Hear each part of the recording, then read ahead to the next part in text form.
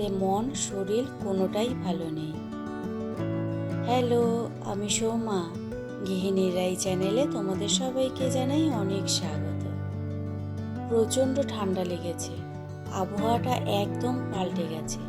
কিছুতেই কোনো কিছুরই স্বাদ লাগছে না, মনটাও যেন কেমন উদাস হয়ে আছে। ভাবলাম আজ না হয় নিজের মনটাকে একটু ভালো করে তুলি, মনের মতো একটা রান্না করি।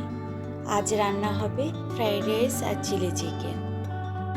গরম ধোয়া ওঠা ঝাল ঝাল মশলাদার এমন কিছু বানিয়ে ফেলবো যাতে ঠান্ডাটাও পালিয়ে যায়।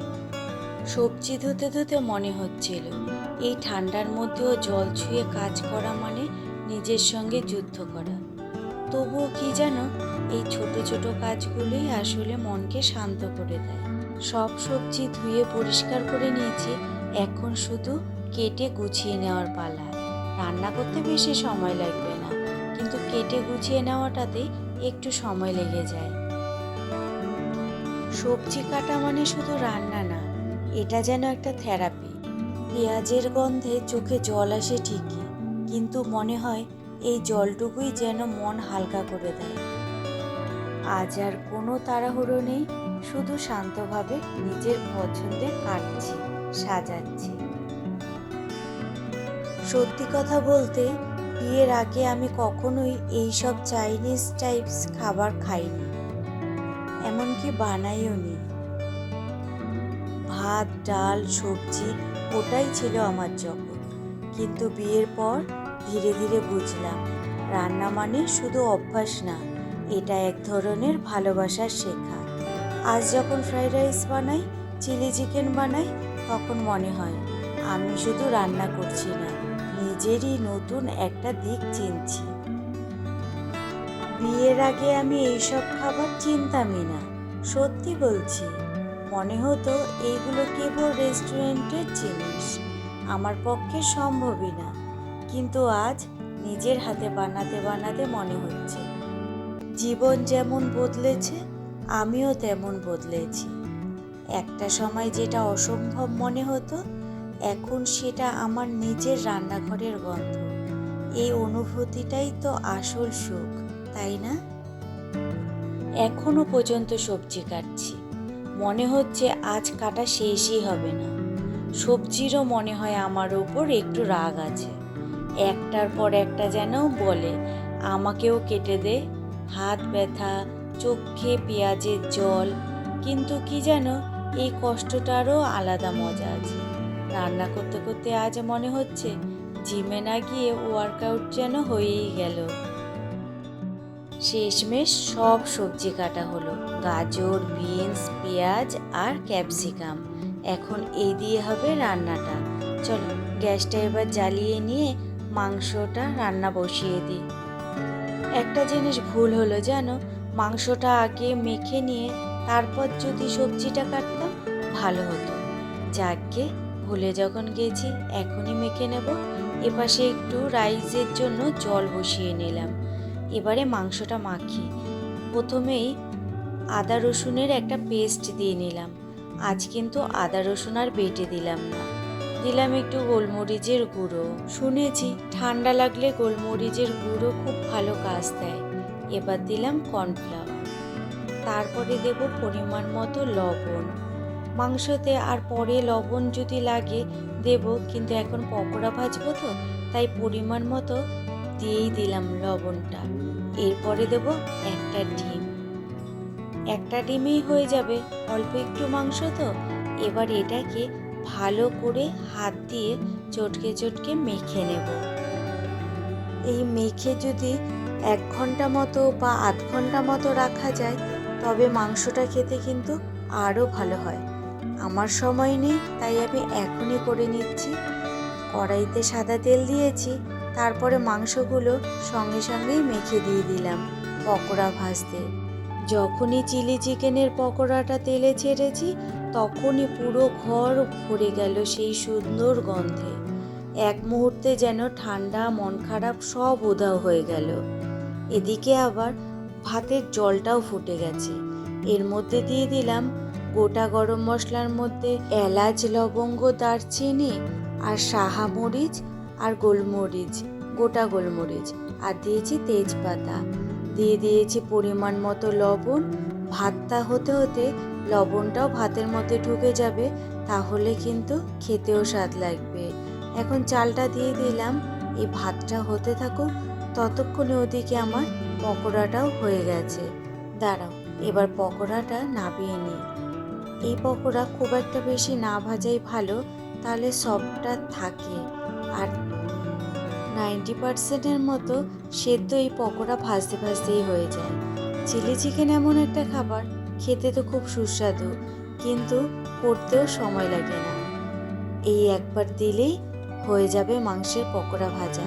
খুব বেশি মাংস ছিল না তো, ঘরে অল্প মাংস ছিল, সেটা দিয়েই করে নিচ্ছি, আর বাজারে যাইনি। পকোড়া ভাজা কমপ্লিট হয়ে গেলে চিলি চিকেনের অর্ধেকের বেশি হয়ে গেল রেডি। চলো এদিকে সসটা আমি বানিয়ে নিই। চিলি চিকেনের জন্য চিলি সস, সয়া সস আর দিয়ে নেব টমেটো সস। ব্যাস এই দিয়েই চিলি চিকেনের সস কিন্তু রেডি হয়ে যাবে। পকোড়া ভাজার সময় তখন তো পরিমাণ মতো লবণটা দিয়েই দিয়েছি, আর এই সয়া সসে কিন্তু লবণের পরিমাণ থাকে বেশি, তার জন্য এই সসটাও অল্প লাগে, আর রান্নাতে কিন্তু বুঝে লবণটা দিতে হয়। এটা এখন মিক্সড করে নিলাম। চলো ওদিকে আবার পকোড়াটাও কিন্তু আমার রেডি হয়ে গেছে মনে হচ্ছে। এই যে এক পিঠ হয়ে গেছে, আরেক পিঠ উল্টে দিই। এই পিঠটা সস বানাতে বানাতে একটু যেন বেশি হয়ে গেছে, যা গিয়ে সসের মধ্যে পড়লে পরে বেশ ভালোই লাগবে খেতে। আর আজকে কিন্তু চিলি চিকেনে একদম গ্রেভি বানাবো না, বানাবো ড্রাই চিলি চিকেন, যেটা খেতে খুব স্বাদ, আর একটু ঝালটা বেশি দিয়েই বানাবো। চলো এদিকে পকোড়াটা একদম কমপ্লিট হয়ে গেছে, আর ভাতটাও ওদিকে রেডি হয়ে গেছে। দাঁড়াও, এবার ভাতটা একটু ঝুড়িতে ঢেলে নিই। একটু বেশি সেদ্ধ হয়ে গেলেই পুরোটাই বরবাদ হয়ে যাবে। এদিকে দেখো, পকোড়া ভাজার তেলেই দিয়ে দেবো এখন পেঁয়াজ আর ক্যাপসিকাম। পেঁয়াজ ক্যাপসিকামও তো খুব বেশি ভাজতে হয় না, মোটামুটি তো অর্ধেকের বেশিটাই আমার রেডি হয়ে গেছে। এখন এটা একটু ভেজে নেব। যেদিন রান্না করতে একদম ইচ্ছা করে না, সেদিনই আমার মনে হয় চিলি চিকেন করলে মনে হয় বেশি ভালো। রান্না করতে গেলে তো ভাত, ডাল, মাছ এসব করতে হয়, কিন্তু চিলি চিকেন এই একটা পদ দিয়েই কিন্তু খাওয়া হয়ে যায় খাবার।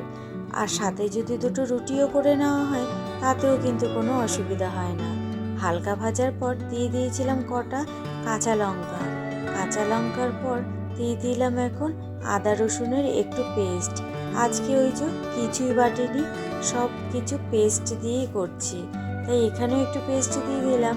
আদার কাঁচা গন্ধটা যেই চলে যাবে, তখন দিয়ে দেব ওই যে বানিয়ে রেখেছিলাম ওই সসটা।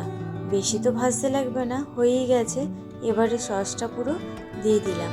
আজ কিন্তু একদমই গ্রেভি করব না, তা তো তোমাদের বললামই। একদম অল্প একটু জল দেব। ওই যে সসের বাটিটার মধ্যে লেগে রয়েছে না কতখানি সস, ওটাই বাটিটা একটু ধুয়ে জল দিয়ে দেব।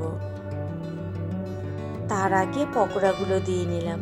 পকোড়াগুলো দিয়ে একটু ভালো মতো সসের সাথে মিশিয়ে নিচ্ছি। গ্রেভি চিলি চিকেনের থেকে এরকম ড্রাই চিলি চিকেন খেতে কিন্তু বেশি স্বাদ, বেশি টেস্টি, আমার তো তাই ভালো লাগে। এদিকে আবার আমি গাজর আর বিনসটা ভাজতে বসিয়ে দিয়েছি। ভাতটা তো হয়েই গেছে, এগুলো ভাজা হয়ে গেলেই রাইসটা এদিকে রেডি হয়ে যাবে। আর এই যে সসের বাটিটা ধোয়া জল দিলাম, ব্যাস এটুকুই জল থাকবে, এটাও টেনে নেবে, একদমই ড্রাই হয়ে যাবে। একটু নাড়াচাড়া করব এই 1-1.5 মিনিট মতো, তারপর এটা ভালো করে ফুটলে পরে দিয়ে দেব কর্নফ্লাওয়ার। সারা ঘর চিলি চিকেনের গন্ধে মমো করছে। এবারে দিয়ে দিলাম কর্নফ্লাওয়ারটা, দিয়ে 1-1.5 মিনিট একটু নাড়াচাড়া করেই আমার কিন্তু চিলি চিকেন একদম রেডি। দেখো কালারটাও কিন্তু বেশ ভালোই এসেছে। আমি কিন্তু আর লবণ দিইনি, কারণ সোয়া সসে আর ওদিকে পকোড়াতে লবণ দেওয়া ছিল, তাই একটু চেখে দেখেছি যে লবণ আর লাগবে না, তাই আর দিলাম না। চলো, চিলি চিকেন আমার একদম রেডি। এখন খাবারটা নিয়ে নিচ্ছি। এখানে দেখো রাইসটা রেডি হয়ে গেছে, আর রাইসটা বেড়ে নিলাম। আর এখানে নিলাম চিলি চিকেন, সাথে নিলাম একটা লঙ্কা। বললাম না ঝাল ঝাল প্রচণ্ড খেতে ইচ্ছা করছে, তার জন্য এক্সট্রা একটা লঙ্কা নিলাম। আর নিলাম স্যালাডে শুধুই পেঁয়াজ। কেমন লাগলো আমার শর্টকাটে এই রান্নার রেসিপিটা, তা কিন্তু কমেন্ট বক্সে অবশ্যই জানিও। আর দেখো, দেখতেও কিন্তু বেশ সুন্দর হয়েছে, আর খেতে তা তো অসাধারণই হয়েছিল। আজকের ভিডিওটা এখানেই শেষ করছি। যদি ভালো লেগে থাকে তাহলে প্লিজ একটা লাইক করে দিও, আর সাবস্ক্রাইব করে আমার পাশে থেকো। তোমরা সবাই ভালো থেকো, সুস্থ থেকো, আর সাবধানে থেকো। চলো, আজকের মতো টাটা।